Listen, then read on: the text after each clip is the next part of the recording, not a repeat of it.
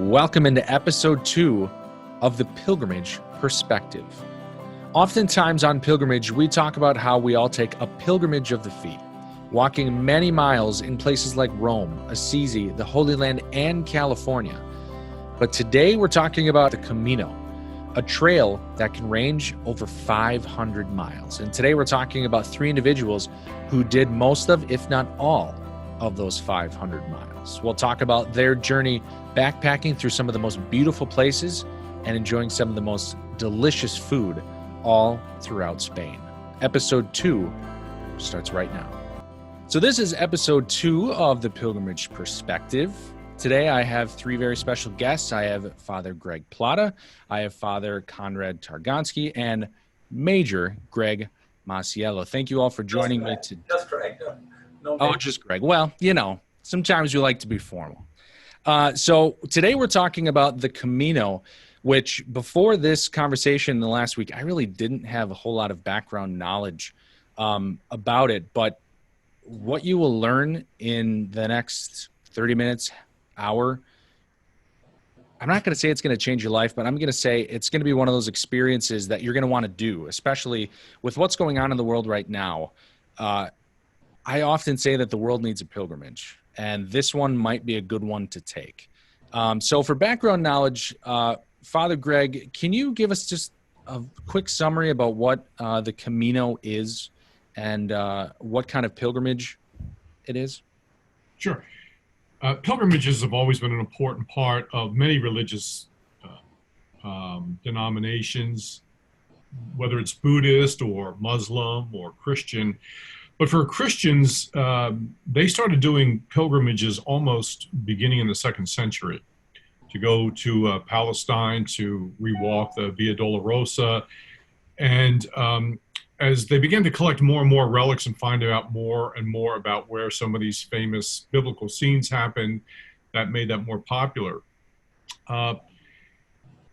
Unfortunately, because of the escalating tensions in the Middle East, with the rise of Islam and the Crusades and so forth, basically that avenue was cut off. So people began to journey more and more on the Camino, which in Spanish means the road, from different parts of Europe through northern Spain, because the tradition was that St. James, and that's what Santiago is, James in Spanish, that he had been buried there. He had gone there to evangelize, then returned back to Jerusalem. And if you remember from the New Testament, the Acts of the Apostles, Herod had him beheaded. And then his disciples took his body to this area of Spain where he had evangelized and buried him. And then centuries later, a shepherd boy had this revelation where his bones were. Compostela means the area of the stars. And as the tradition has it, they found his bones, and then they made this church over the site of the bones. And then pilgrims from all over Europe began to walk there. So that's been going on for probably about 1,000 years, maybe even longer. We know Clare of Assisi's mother went to the Camino and walked it. There's some historical bases that St. Francis himself was actually walking the Camino at some point. So that's it. And so today, people from all over the world, and not just Catholics, but people of other denominations and even of other religious persuasions, will go on the Camino basically for various reasons. I was going to say, doing a little bit of research about this topic, it seems like everyone has their own reason to go on a pilgrimage like this, whether it's addiction, whether it's just self-reflection. I mean, some people do a month and a half because it can take that long. I mean, on average, it takes about 30 to 35 days, maybe 14 to 18 miles a day if you're really hoofing it. I'll ask Conrad, why did you decide to go on the Camino? To fulfill a life dream. When I was a sophomore in high school at St. Bonaventure's in Sturtevant, we had Franciscan teachers. Now remember Father Mark Sick talking to us about like Greg said, there are 3 pilgrimages Christians are invited to complete, to the Holy Land, to Rome, and Compostela, Spain. that third one intrigued me. It stayed with me in your psyche. And I think they say in books that once you hear about it and it touches your heart, your Camino has begun. So I kind of like halted with that for a long time. So when I retired from the Navy in 2010, I was dealing with a lot of issues from the war experience I had in Iraq. And yet I wanted to process this dream, and the two just came together. So I've been learning, and people are tired of hearing me say it, that I don't think there are any coincidences in life. I think it's providence. And that's when I started. And I was going to go on my own after I retired until I was with Marines, and they found out that I was going on this journey by myself. They got nervous because I have a tendency of getting lost all the time. And they had this young Marine who was getting out of the Corps at that time, who was pointed in my direction to accompany me. He was ordered to go with Conrad to keep. He was Conrad. kind of ordered, and I didn't need anybody, but it turned out that I think the Camino is best experienced with another person. The whole idea of witnessing, also conversing, and also praying with each other. And of course, that's when your life becomes unrolled and projected. So that's why I did the Camino again. But it's ironic that it started when I was actually like 15 or 16 years old. That's quite the journey, I would say. You mentioned that experiencing this is special with it's a lot of self-reflection, but it's great that you have people that maybe you know coming in or maybe you don't know coming in. I'll ask Greg Masiello. I've read a lot about it's all about self-reflection. You have all this time, a month and a half to really experience this and to kind of go within yourself. I've seen a lot of things read or published about how you kind of leave your old world behind a little bit. Is that hard to do? We're so connected in today's day and age. For you, what was that self-reflection like? Was it easy to kind of leave things behind, or was it a transition period? Yes, I mean, I think when you're walking the Camino, you enter into the Meseta, which is kind of like a desert experience, and it was in the Meseta that you saw a lot of different kind of behaviors where it seemed like being by themselves, some people would be showed a lot of insecurities. In particular, I enjoyed that part. I enjoyed the peacefulness of it. I went by myself, and right before the Meseta, I had stayed at a place right outside of Burgos, and the woman who checked me into the pension said, "Hey, I see you're doing the Camino by yourself," and I go, "Yes, I'm just picked up a little small talk with her." And it was interesting. I was just looking at her as an employee of the hotel, and she said, "I did the Camino a couple of years ago by myself, and that's the best way to do it." And it was funny because at that instant, I no longer saw her as an employee of the hotel, but a fellow trekker along the Camino path. It's funny you say that because, like we said before we started recording, Father Greg wrote an awesome piece for the Assumption BVM province newsletter right after he went about 3 years ago. And one of the things that I highlighted that really spoke to me was, Greg, you wrote, somehow the Camino provided a setting that allowed people to open their hearts and share their burdens and hopes.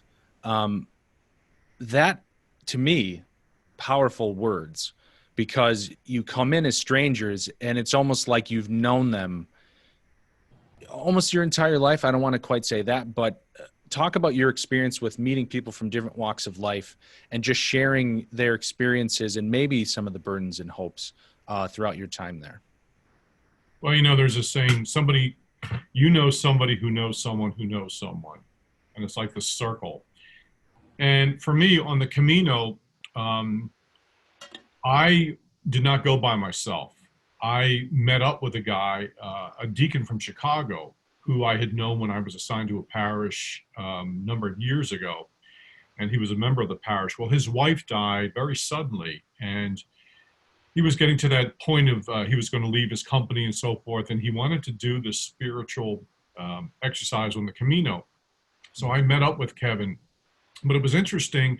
We made an agreement that we wouldn't so much walk together, but walk kind of in union with each other. So he may have been like 3 miles ahead of me, but each day as you went out on the Camino, like we would always share a pensione or one of the hostels together. But the thing is that as you were walking on the Camino, you would just start to meet people from all over the world. And amazingly, most of them spoke English and they wanted to use their English. But what I found intriguing was that once you started walking with them, there was kind of this bond that you had. And you'd say, well, what brought you to the Camino? So I'll just give you an example. There was this one woman named Gina, and she was going through this traumatic separation with her husband. And I mean, she just kind of opened up. And then when she found out that I was a Franciscan, I think it gave her permission to even open up a little bit more. And so I didn't see her for another 2 days. And then I found other people that began to share their story with me. So that's kind of the beauty of it all, too. You find this common brother and sisterhood on the Camino. I think it's interesting you say that, because in the 2 pilgrimages that I've done, just to Rome and Assisi, you find yourself opening up in different ways that you never really thought you would. I remember we had Mass one of the days in Assisi and at the tomb of St. Francis, and I had a lot of things in my past where I almost couldn't forgive someone. They had just wronged me so much that I never thought I would. And without thinking of it, it just kind of started coming out. I started praying for them that they would find happiness, because they were just a very unhappy person. But I found myself forgiving them and wanting them to feel God's love and God's grace, because I know that that was a sore spot in their life. That is what we call the power of pilgrimage. A very powerful feeling. And I can only imagine when you're going through all these places and seeing all that God has created, it must have just been such a powerful experience. Almost I've had on pilgrimage, it takes your breath away, literally. For me, there were no expectations. You know, on a pilgrimage, you kind of leave yourself open to the unexpected. Right. And that's what I went with. I had no agenda or anything, but I did bring a lot of prayer requests. And so I'd be walking, and you'd always find a little chapel in all of the little villages. They may have been there for like 1,200 years. And I would stop and do the Ada Ramos Te and just spend a little moment in prayer and lift up particular petitions for that day. So, and the landscape is absolutely incredible. Yeah, I'm sorry, I didn't mean to cut that. Okay, hey, Greg. I also thought when we go to Assisi, it's about the places that you go to. And for me, the Camino was about the people you encounter. Now, there's wonderful places all along the way, and the Cathedral of Santiago is amazing. So it's not that it's not about places, but really the power of the Camino is people you met along the way, the stories you shared, and also all the coincidences you run into. Father Conrad, I was wondering, because I was doing the math, which I'm not very good at, but I was seeing the high numbers of miles that you walk. What was that experience like? A lot of times we say that it's a pilgrimage of the feet, but that's saying that we go maybe 8 miles at the most on one of our pilgrimages just in Rome and Assisi in the Holy Land. But you're doing almost double that every day for almost 3 times as many days. What was that experience like? Well, if you remember, I'm coming from 22 years of experience with Marine Corps. Right. And the guy that was just a walk in the park, right? Was a Marine. But it is a pilgrimage of the feet. But number one, a pilgrimage is very different than a vacation. Mm-hmm. The focal points are very different. You go on a vacation to get away, for a pilgrimage to kind of like throw yourself into it. And of course, the vacation is about places, but the pilgrimage is about the everyday journey. So that was your motivation. And the other thing was what kept me open and less attention on my feet. Well, toward the end, after after 6 or 7 blisters and all that. I had a principle called OAR, like using your OAR boat, OAR. Like Greg said, number one, keeping openness to everything. Every day was different. Number two, attentiveness. When we stopped, Chris and I would stop. We would stop and admire a sunset, or we'd take a psalm, or we'd find an abandoned chapel from the Middle Ages and maybe say daytime prayer. And number three is responsiveness. And that, of course, we would carry rocks, or we would maybe have a glass of wine somewhere, or just be able to join other pilgrims in dancing. So it's openness, attentiveness, and responsiveness throughout the whole experience, which is not really your focus on a vacation. And I think that's what, walking after a while became almost like you're floating. And of course, especially when the signs grew closer and closer to Santiago. Right. I think that probably is you. It's often said you have to enjoy the journey. You have to enjoy the road to get there, because if your entire goal is the end, well, really, you've missed the entire journey anyway. Conrad, you did mention, stopping for a glass of wine, stopping in the small towns along the way. I have to imagine that the food, it has to be pretty good. I mean, you're talking Spain and France. What was the food like along the way? It had to have been good. Greg, I see that, Father Greg, I see that smile on your face. It had to be pretty good, right? Yeah, people ask, well, how much would it cost? Well, back in 2010, 11, 25 euro a day would get me through the day. But Chris and I, the technique that we used was the Book of Tobit. And I was more or less the young guy searching for my reason for my life. And Chris became the angel Raphael, kind of like guiding me toward the food. And he would always carry a loaf of bread and peppers and the wine for Mass. We'd have Mass anywhere.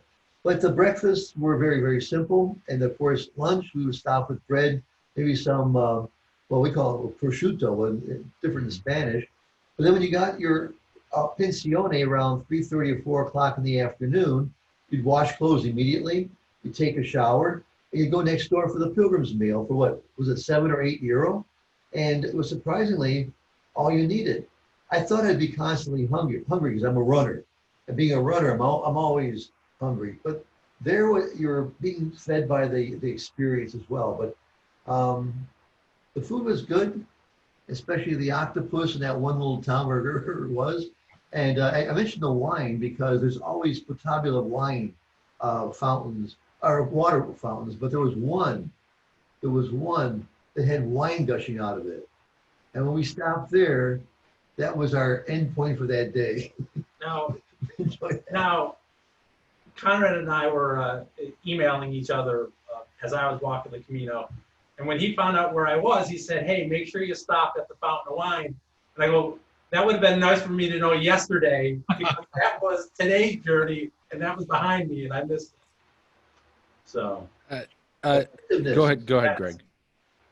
I think one of the things that I appreciated too is that there's a economy of simplicity where when you go on a pilgrimage, there's a sense of you trust in God, especially when it's a religious pilgrimage, and He's going to provide. And so I didn't pack a whole lot of stuff with me to keep my backpack light, but sometimes we go a little bit off and we just find this incredible little cafe with the best coffee, and they don't call it cappuccino. It's an insult to the Spanish. It's just basically coffee and hot milk, but it's delicious, and maybe a pastry for maybe €1. And as Conrad said, when you got to the end of the day and you went to your place you're going to stay overnight, the pilgrimage meal was really a 4-course meal. And you got your salad or your soup and your bread and your wine and then your main entree and also your dessert. So it was wonderful. I think that was the thing that shocked me about the article you wrote the most, because you said maybe €11 and you got a 3-course meal and you got to pick what your entree was. I mean, that to me, that just sounds like amazing hospitality. That has to have been one of the highlights, I would say, off the beaten path, if you could say that. Just awesome to see. That would include a carafe of wine with 3-course meal. You really can't find a better deal, that's for sure. And Yeah, don't knock the octopus until you tried it. It's very good. I passed. That sounds good to me. I didn't have that, but the hospitality of the people along the way was amazing. That they really went out of their way to take care of us, and I gained a tremendous amount of respect for the Spanish people in general, but especially the people who are along the path and the way they go out of the way to make sure you feel at home. Spectacular. But you get discouraged, especially when you get tired and you see the signs getting a little bit further and further. And then just when you think about, maybe I should have done this, maybe I should go just cut it short and do the rest next year. You go across a ridge and there were these silhouettes of pilgrims just pointing to Santiago. And one lady stopped me and she asked me, where did I start the pilgrimage? And I said, Saint Jean de Pont. And she said, oh, you're doing the entire thing. And I went, yeah. She said, pray for me at Santiago. So people were stopping you and almost like one lady told me, she says, just think, you're walking in the footsteps of people of years past, and now they'll be walking in yours. And I always remember that. And I think it's part of our life. And that's what the Camino is. It's a lesson of our lives. There's a saying, Camino is life and life is Camino. I found that to be particularly true.